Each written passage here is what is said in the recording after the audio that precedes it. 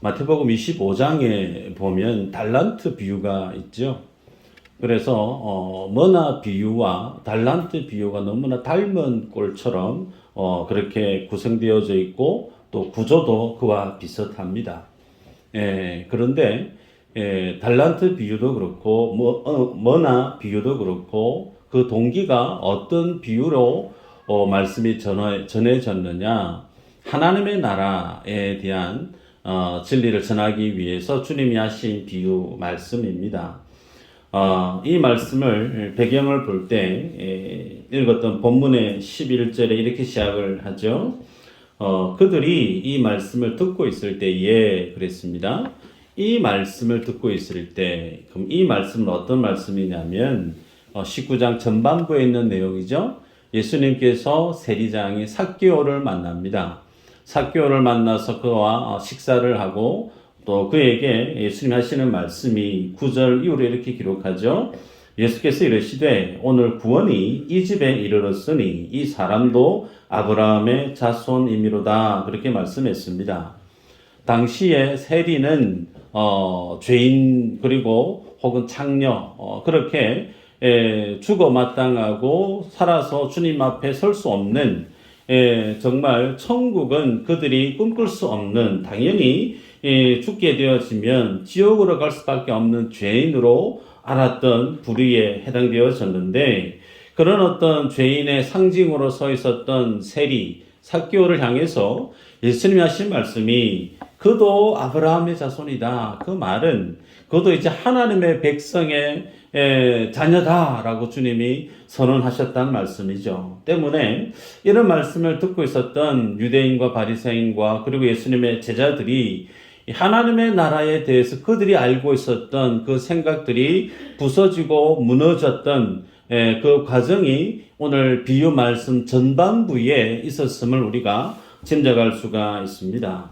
여러분, 하나님의 나라는 어떻게 갈 수 있다라고 그들이 얘기했느냐면, 하나님의 약속의 말씀을 잘 순종하는 사람, 율법에 대해서 충실히 그 율법을 지켜 행하는 사람, 그래서 그 하나님의 말씀 앞에 자신을 굳건히 세워간 자, 그런 자들만이 하나님의 나라에 갈 수 있는 자격을 지녔다.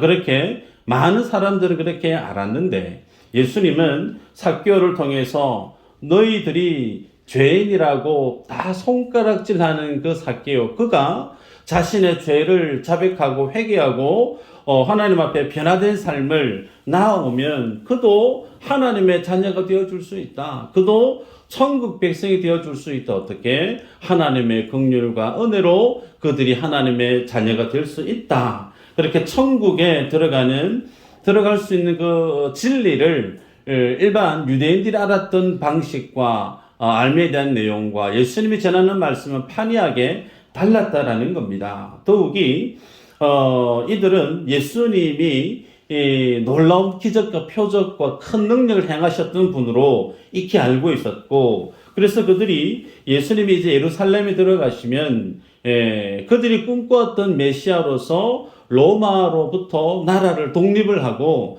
강대한 이스라엘이 되게 할 것을 그렇게 기대하고 바랬다는 거죠. 그래서 다윗과 같고 솔로몬과 같고 더 나아가 다른 민족을 이제 다스리는 나라의 입지까지 나아갈 뿐만 아니라 그런 어떤 강대한 나라가 되어질 때 그 나라의 백성이 자기 자신들도 삶의 형편이 삶의 모습이 훨씬 나아질 수 있는 그런 어떤 좋은 세상, 그들이 꿈꿨던 하나님의 나라는 그런 세상이었다는 거죠.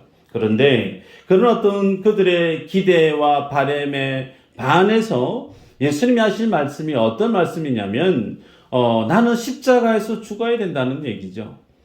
그리고 부활한다는 얘기입니다. 이 말씀을 오늘 비유 말씀하시기 이전 좋기 3번 이상 예수님이 십자가에서 죽으시는 자신의 말씀을 하셨다는 사실입니다.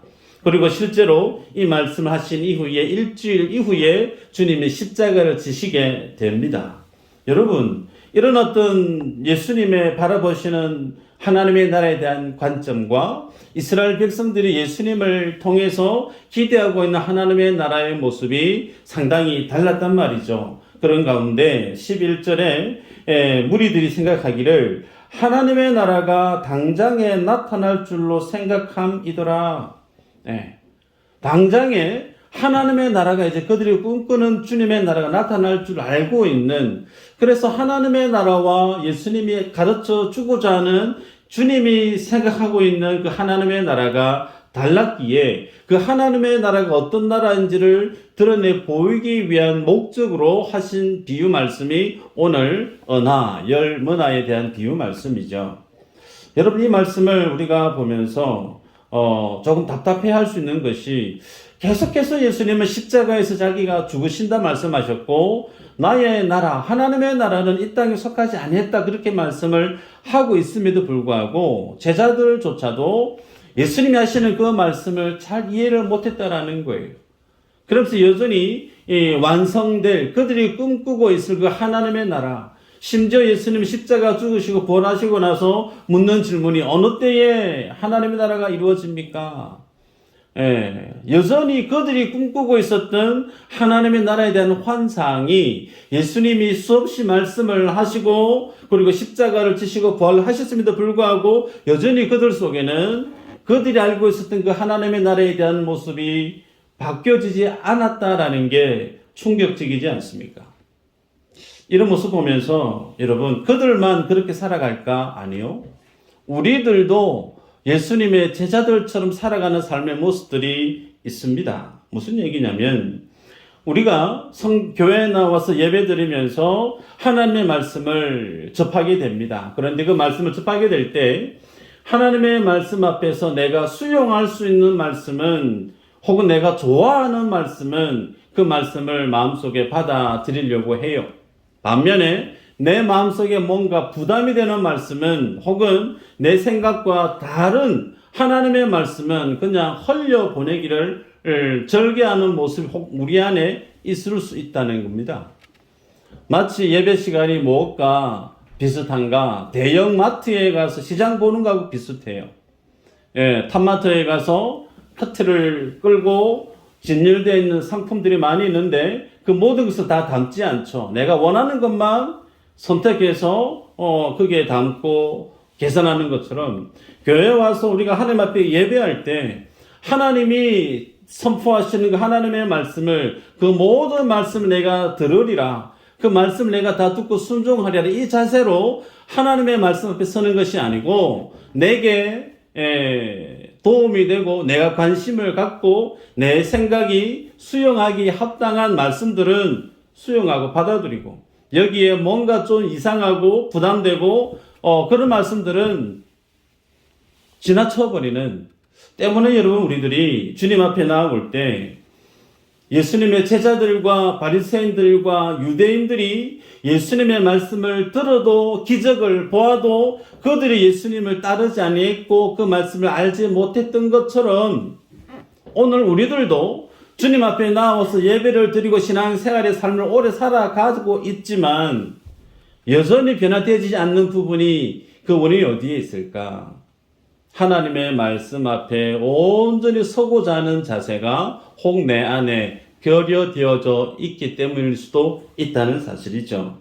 자, 그렇다면 그런 우리의 모습을 주님 앞에 반성하면서 본문의 비유를 보면 12절부터 14절까지 내용을 볼 때 예수님 하시는 말씀이죠. 어떤 귀인이 왕위를 받기 위해서 먼 나라로 갑니다. 먼 나라로 가기 전에 자신의 종 10명을 불러서 언화를 각 한 머나씩 나눠줍니다. 그리고 나눠줄 때 돌아올 때까지 이것으로 장사를 해라 라고 말씀을 전하죠. 자, 그리고 나서 말씀을 보면 그 주인이 그들의 왕이 되는 것을 절개하지 않고 기뻐하지 아니했던 사람들이 있었다 그랬습니다.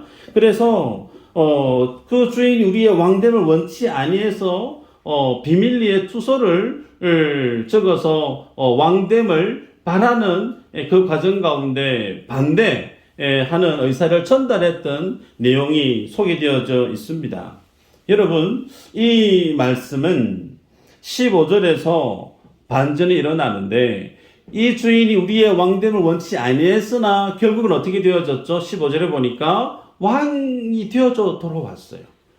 귀인이었던 신분이 이제 왕의 신분으로 돌아왔고, 돌아왔던 그 주인이 각기 종들에게 맡겼던 그 문화를 가지고 장사를 어떻게 했는지를 계산하는 내용이 오늘 본문 가운데 있습니다. 여러분, 이 비유 말씀은 우리들이 볼 때는 약간 좀 생소한 것처럼 들릴 수 있으나 이 말씀을 듣고 있는 당사자 유대인들 입장에서는 이 말씀을 하고 있는 예수님이 어떤 의도로 이 말씀을 하시는지 단번에 알 수가 있습니다. 왜 그런가? 유대에 예수님이 태어나실 때 유대의 왕은 헤롯 대왕이었습니다. 헤롯 대왕. 근데 그 헤롯 대왕의 아버지가 누구냐면 그 사람의 신분은 에돔 사람이었어요.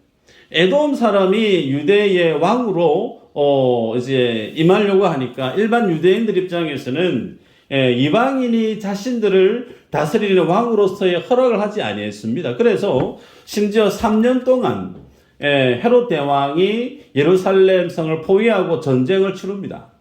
그래서 자신을 반대하는 사람들을 3년 동안 진압을 다 합니다. 그 결과 이후에 헤롯 대왕은 37년 동안 예루살렘을 통치합니다. 그리고 그가 죽기 전에 팔레스타인 땅을 세 아들에게 분할해서 나눠줍니다. 그 세 아들이 헤롯 아켈라오, 헤롯 안티파스, 헤롯 빌립입니다.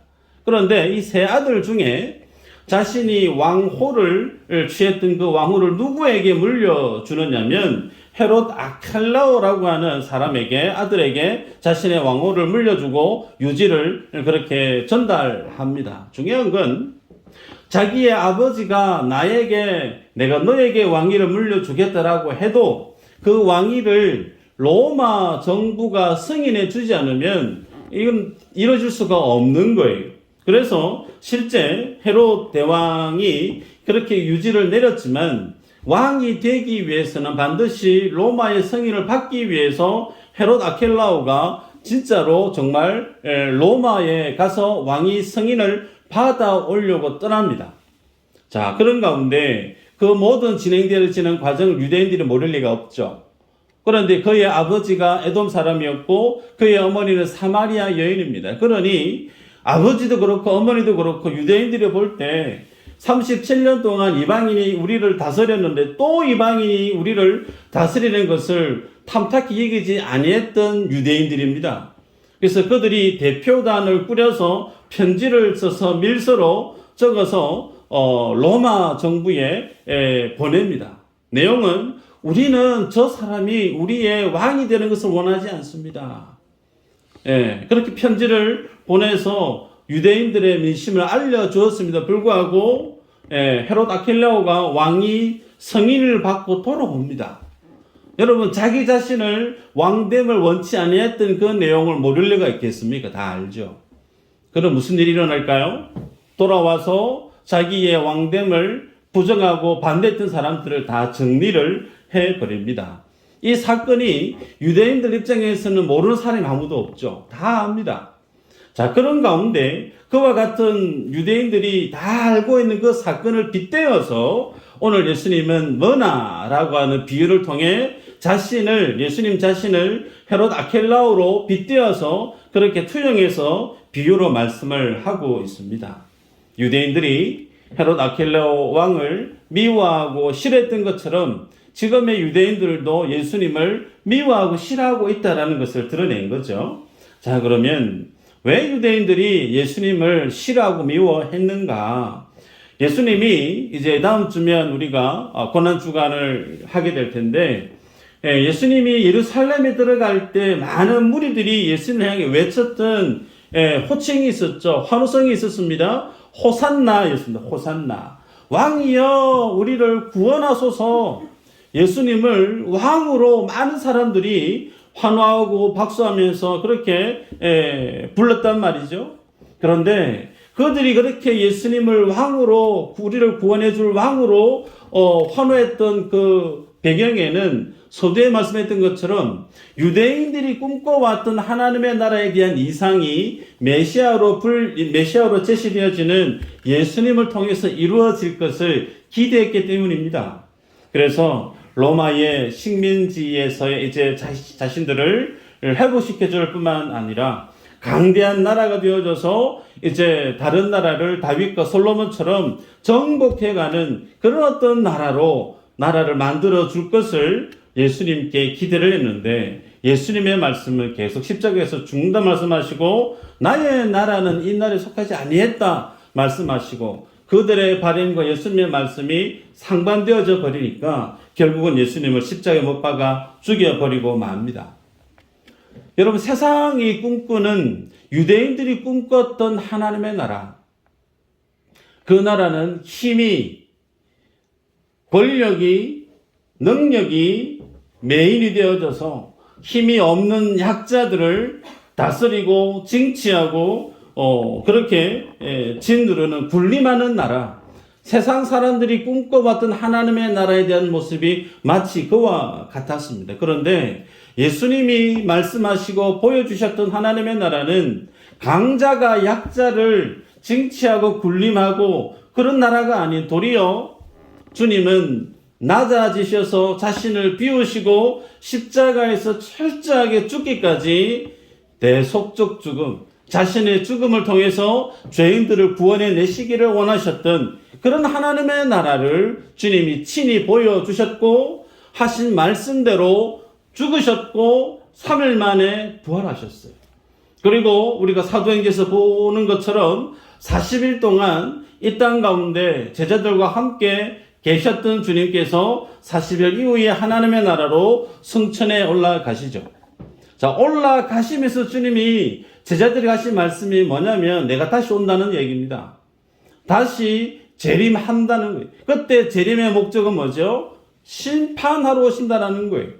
그래서 예수님이 지금 이 머나 비유를 통해서 한 귀인이 왕위를 받고 떠났다가 다시 진짜 왕이 되어져서 종들에게 나누어졌던 머나를 계산하는 그 모든 일련의 과정은 무엇을 투영하고 있느냐면, 예수님이 실제 죽으시고 부활하시고 이제 하나님의 나라로 승천에 올라가셨다가 이 땅 가운데 재림하셔서 주님이 심판하실 것에 대한 내용을 이 머나 비유 안에 포함하고 있는 내용이라는 내용이죠. 자, 여러분, 그러면 이 내용을 이제 구체적으로 볼 필요가 있는데, 이 비유에 등장하는 종들이 있는데 두 종류로 나뉘집니다. 그 기준은 주인의 명령에 따라서 장사하라고 한 머나씩을 나눠줬는데, 그 주인의 명령에 따라 장사를 한 사람들이 있고, 그 주인의 명령과 무관하게 장사를 하지 않은 사람, 두 종류로 나눠집니다. 자, 그런 가운데 장사를 하지 않은 종 혹은 장사를 한 종, 평가가 어떻게 되어지느냐면 17절에 보면 한 머나로 10머나를 남긴 자에 대한 예수님의 평가죠. 한번 볼까요? 주인이 잘하였다, 착한 종이요, 네가 지극히 작은 것에 충성하였으니 10고을 권세를 차지하라. 칭찬하십니다. 자, 두 번째, 5머나를 남긴 사람도 동일하게 5고을을 네가 차지해라, 그렇게 말씀하시는 걸 보게 돼요.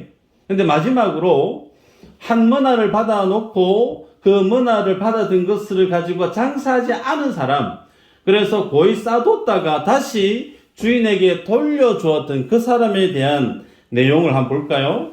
20절, 21절 한번 읽어보십시다. 시작.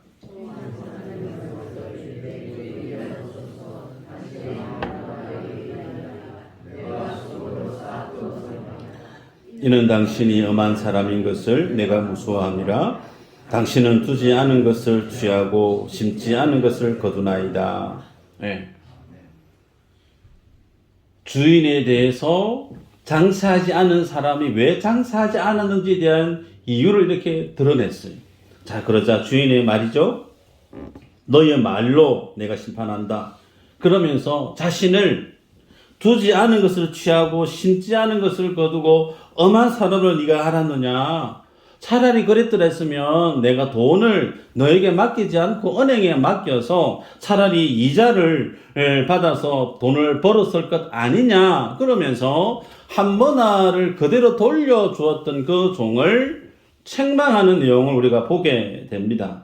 그러면서 마지막에는 그 한머나를 빼앗아서 10머나 있는 사람에게 줘버립니다. 그리고 26절에 보면 무릇 있는 자는 받겠고 없는 자는 그 있는 것도 빼앗기리라. 그러면서 자신의 왕됨을 원치 않은 자들 그렇게 주님이 정의하시고 그들을 없애라 죽여라 그렇게 말씀하는 걸 보게 됩니다.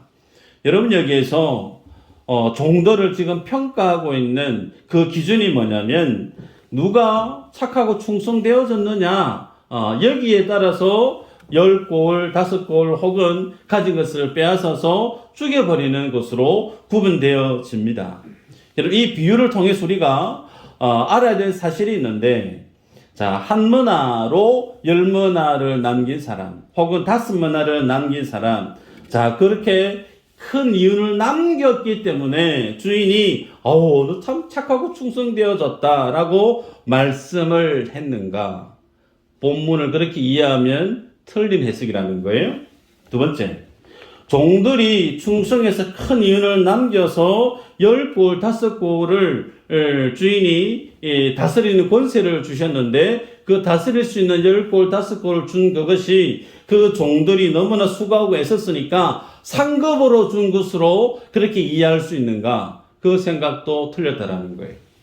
마지막, 한 머나를 가지고 장사하지 않은 사람, 그의 것을 빼앗아서 10머나를 가지고 있는 사람에게 주님이 줍니다. 그러면 사시는 말씀이 있는 자는 더 받고 없는 자는 있는 것까지 빼앗길 것이다 라고 하는 이 내용이 어떤 의미인가를 우리가 알아야 됩니다.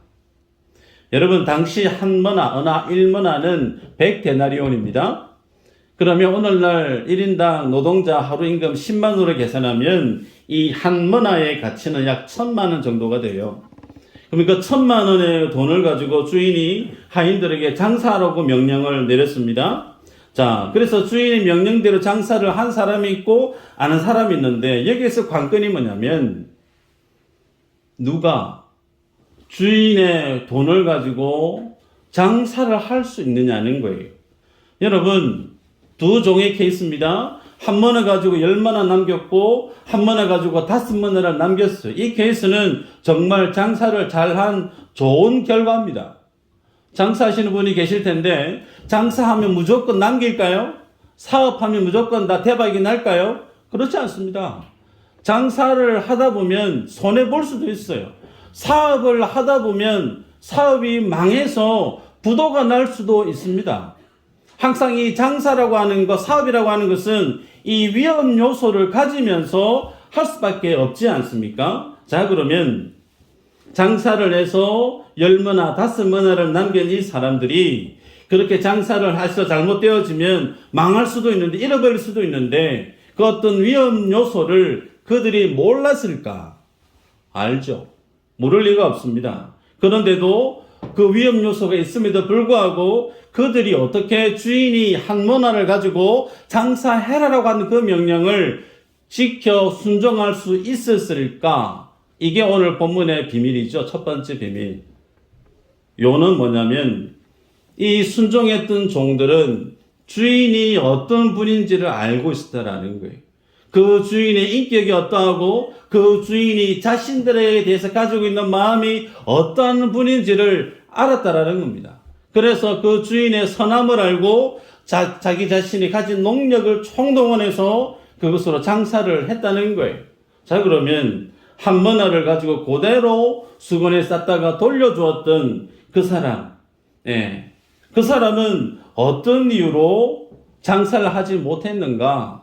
21절 이유로 그렇게 얘기하죠. 엄한 사람, 두지 않은 것을 취하고 심지 않은 것을 거두는 자. 주인을 그렇게 자기는 인식했다는 거예요. 여기서 하시는 말씀이 뭐냐면 엄한 사람, 두지 않은 것을 취하고 심지 않은 것을 거두는 사람. 그 말의 의미는 주인은 무섭고 아주 돈 욕심이 끔찍히 많은 사람이다. 그렇게 주인을 그 종은 알았다는 거예요. 그러니 그 주인의 돈을 가지고 장사를 하다가 혹여나 잃어버리게 되어지면 그 일을 어떻게 감당할 수 있겠는가? 무섭고 떨려서 주인이 장사하라고 준 그 약 1,000만 원의 가치 한 머나를 그냥 수건에 고이 싸서 차라리 잃어버린 것보다 받은 그대로 돌려주는 것이 더 낫겠다. 그래서 돌려주었다라는 겁니다. 여러분, 그런 어떤 모습 속에서 주인에 대해서 잘못 알고 있었던 그 사람에 대해서 주인이 뭐라고 얘기하느냐면 23절에 그러면 어찌하여 내 돈을 은행에 맡기지 아니하였느냐? 그래야했으면 내가 와서 그 이자와 함께 그 돈을 찾았으리라. 무슨 말이냐면 종은 주인을 향해서 엄한 분이고 무서운 분이고 돈을 엄청 받기시는 분인데 네가 날 그렇게 봤느냐? 아니라는 거예요. 나는 엄한 자가 아니다. 나는 돈을 그렇게 벌기 위해서 그렇게 살아간 사람이 아니다. 차라리 그랬으면 은행에 맡겼지. 여러분, 주인은 그 종을 사랑했던 사람이에요. 그것을 어떻게 우리가 알 수 있느냐? 칭찬의 내용을 보면 알 수 있습니다. 한 머나로 10개, 5개 머나를 남긴 자에게 한 칭찬 내용이죠. 지극히 작은 것에 충성하였으니 10골, 5골을 차지하는 권세를 허락합니다. 여러분, 10골, 5골을 다스리는 권세, 소위 왕위를 받아가지고 왔어요. 그 사람은 이제 임금이에요. 임금의 주된 일은 다스리는 일입니다. 근데 그 다스리는 그 일을 누구에게 주기를 원했느냐? 그 종들에게 주기를 원했다는 겁니다. 단순히 집안에서 주인의 명령에 따라서 수동적으로 허드렛 일을 하는 그 수준이 아닌 왕이 행하고 있는 가장 영광스러운 그 일에 그 종들이 함께 주인과 함께 똑같은 일, 그 나라를 다스리는 일을 맡기기를 원해서 그들이 나의 말을 순종하는가 안 하는가 테스트를 했던 것이죠. 여러분, 이 내용에 대해서 요한복음 15장 15절 16절 어떻게 기록하고 있는지 한번 볼까요? 한번 읽어보십시다. 시작.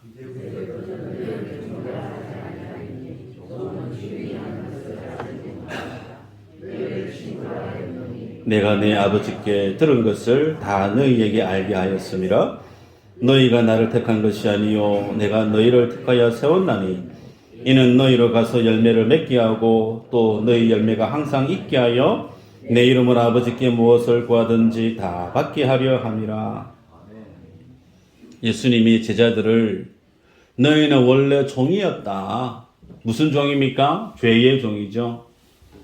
원래 너희는 죄의 종이었는데 이제 내가 너희를 종으로 생각하지 않는다. 너희를 이제 친구로 내 친구로 내가 명명한다. 그러면서 종은 주인이 하는 일을 모른다. 근데 이제 너희는 주인이 하는 일이 뭔지 알 뿐만 아니라 그 일을 같이 하는 자로 너희의 신분을 세워주겠다라는 거예요.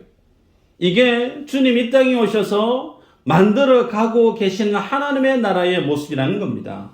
여러분, 그래서 두 종은 이런 주인이 자신들의 마음이 어떠함을 알았다라는 거예요.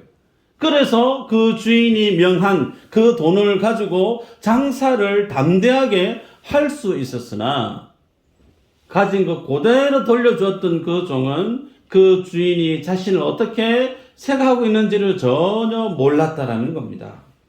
여러분, 그러면 두 번째로 5골, 10골을 다스리는 것이 상급으로 준 것이 아니다라고 했는데 잊지 말아야 될 내용이 뭐냐면 이 비유의 목적이 하나님의 나라가 어떤 것인가를 알려주기 위해서 주님이 지금 하고 있다는 사실이죠.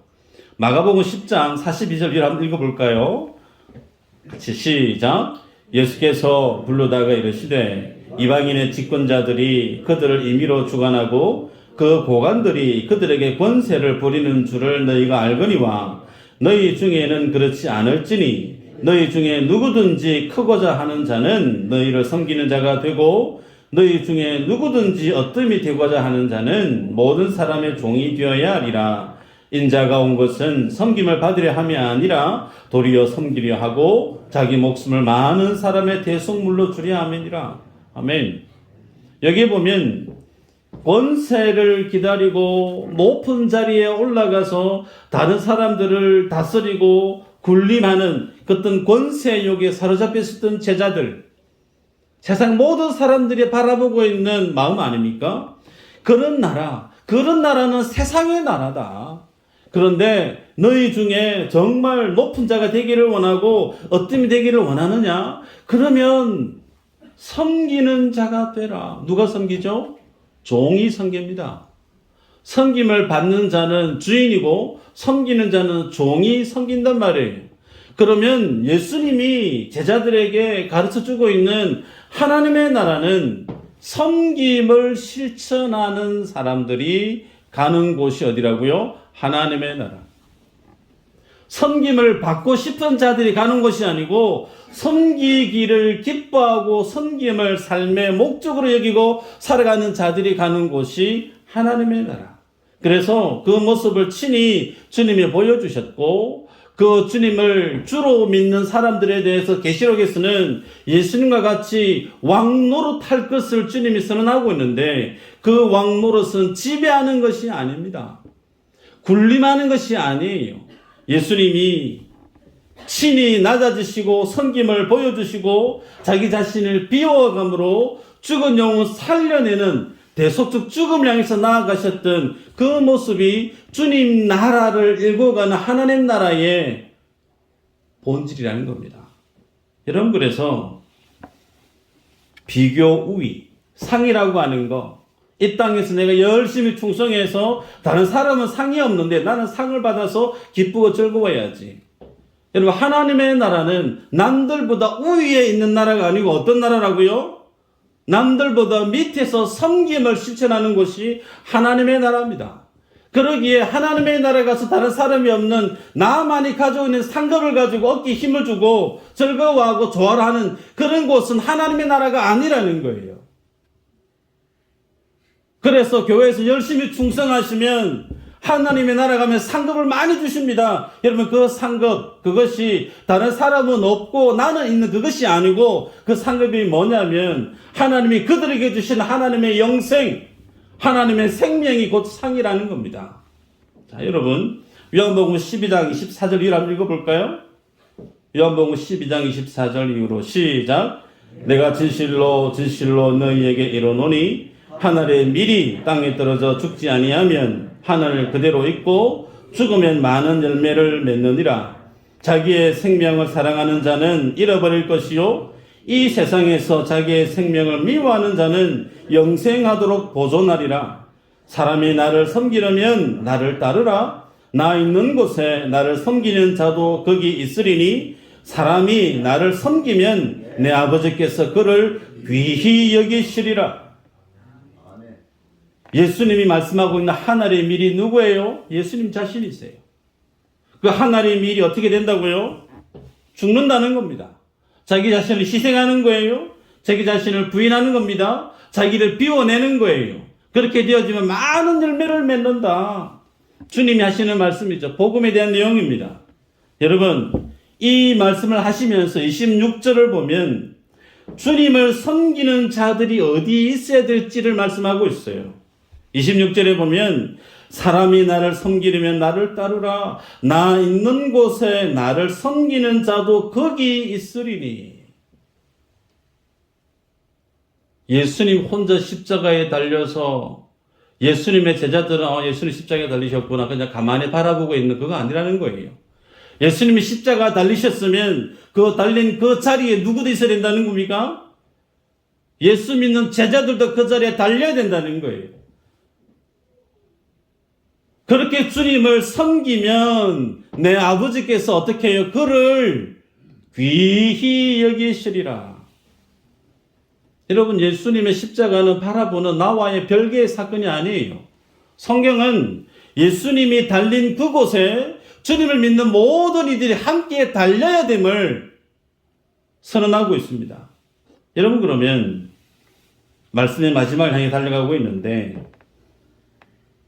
그 자리에 계신 분이 주님이고 우리가 되어져야 된다. 성경 우리에게 말씀하는데, 그래서 하나님의 나라는 나 스스로 십자가에 달릴 수 있는 나의 열심으로 갈 수 있는 나라인가? 불가하다라는 거예요. 여러분, 누가 하나님의 나라에 갈 수 있는가?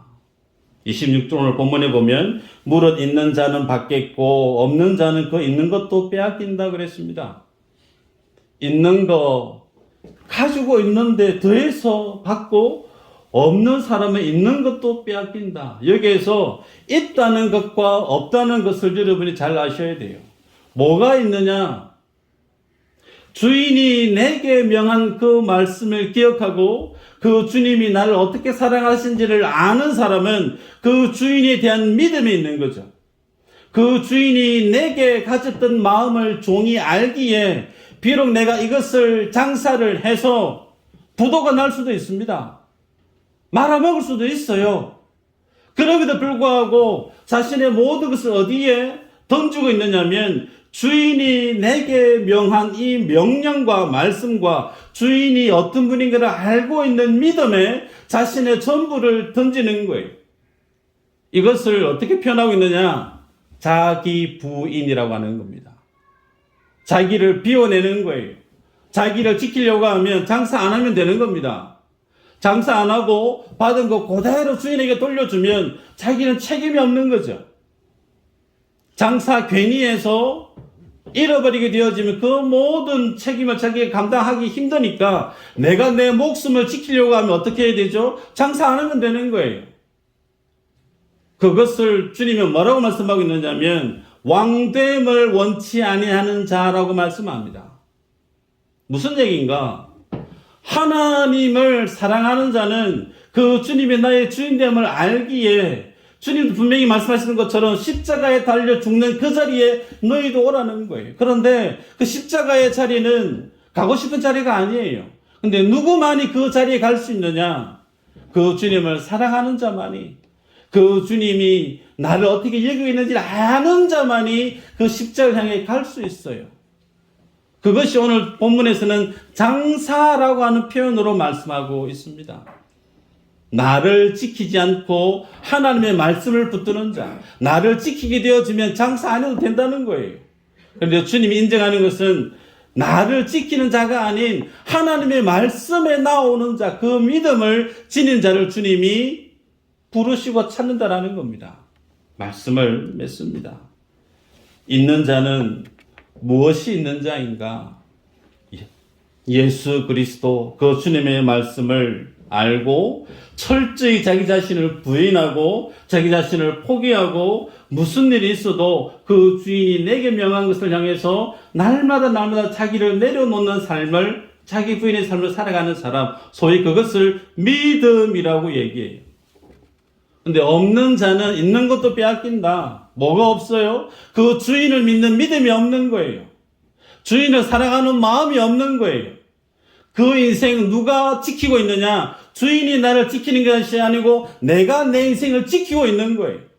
내 생명 내가 지키고 내 사업도 내가 지키고 그래서 내가 열심히 해서 내 모든 삶의 안전을 내가 책임져야지. 그가 뭐라고 말씀하고 있느냐면 없는 자라고 얘기하고 있어요. 뭐가? 하나님을 믿는 믿음이 없다라는 거예요. 그러니 믿음이 없는 자에게 주님이 어떻게 해줘? 있는 것도 빼앗아서 있는 자에게 주라. 여러분, 성도는 이 땅 가운데 뭐하고 살아가는 인생이냐면 하나님 앞에 철저하게 나의 것을 뺏기며 살아가는 인생이에요. 그 주님이 너무나 사랑스럽고 너무나 귀하고 영광스러워서 그 주님 바라보면 내 것이 아무것도 아니어도 기뻐할 수 있는 사람. 여러분, 종이 자기가 열심히 일해서 번 돈 얼마나 벌었어요. 그 주인이 종에게 이거 네가 해라. 네 수고했으니 이거 네 몫이다. 그랬나요? 아닙니다. 종은 수고한 그 모든 것들 가지고 누구에게 가죠? 주인에게 그냥 돌려줘요. 그것이 기뻐요. 난 아무것도 없어요. 아무것도 없음을 주인이 보십니다. 그래서 주인이 없는 그에게 주님이 채워주는 거예요. 그것이 있는 자에게 더 있게 한다라는 겁니다. 믿음이 있는 자는 자신을 비우고 믿음이 있는 자는 자기를 부인해요. 그래서 나는 아무것도 없음을 주님 앞에 드러났을 때 주님이 어떻게 해요? 주님이 네 없구나. 내가 채워줄게. 내가 보장해주고 내가 붙들어주고 내가 복을 주고 내가 내게 생명을 줄게. 그래서 주님이 주신 것으로 부유해지고 주님이 주신 것으로 기뻐하고 그 영광을 누리는 사람, 그것을 믿음이라고 얘기합니다. 여러분, 그래서 성경 구절에 잘 하시는 말씀이죠. 누가복음 10장 27절 한번 읽어볼까요?